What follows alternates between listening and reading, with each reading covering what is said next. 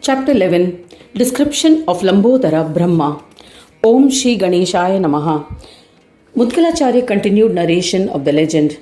Naidruva followed the path of yoga, practiced self-control and restraint of senses in his chitta, and was able to attain peace step by step through the path of yoga. Thus he became reverential to yogis. Yet he did not give up penance. He was forever at the service of Ganadisha, who was beloved of Ganapatyas. Recognizing the austerities performed by him, Gajanana manifested before him. Seeing him, Naidruva was bewildered and stood up. He joined his palms in reverence with tears of joy flowing from his eyes and horripilations all over his body. He sang the Ganesh Sukta in praise of Lord Gajanana. He performed the Lord's puja. Ganadisha, pleased with him, granted him steadfast devotion and made him loved by Ganapatyas. He then disappeared. Since then, Yogi Naidruva was acknowledged as a profound Ganapatya by all. He always worshipped Gananatha. This was the legend of Naidruva. Mudgalacharya said to Daksha, I have narrated the legends which describe the glory of Lambodara and which bestow peace.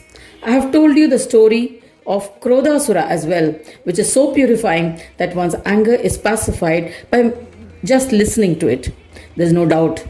Munis installed an idol of Ganesha riding Mushaka in the western side of their province and on the shores of the ocean.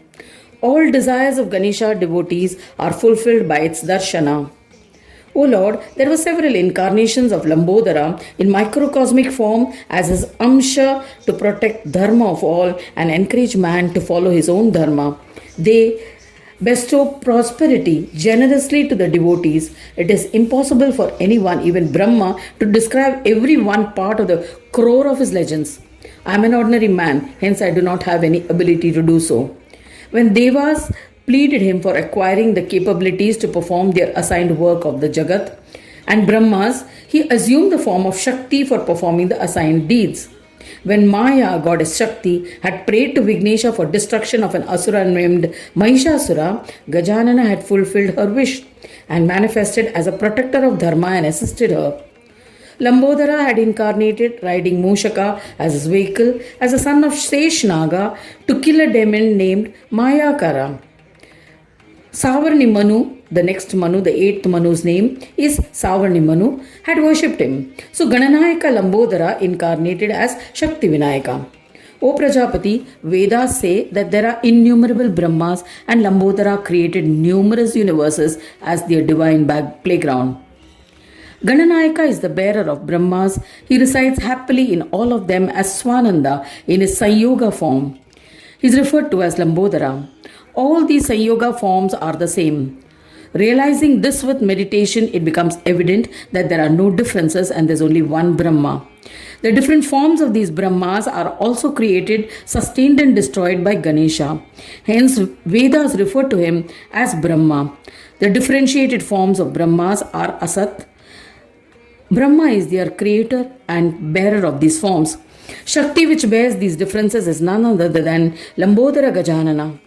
All these different forms have arisen from the belly of Lambodara, and in the end they are absorbed into it. That is why it is said that Lambodara is extraordinary. O Prajapati, I have narrated this holy legend of Lambodara.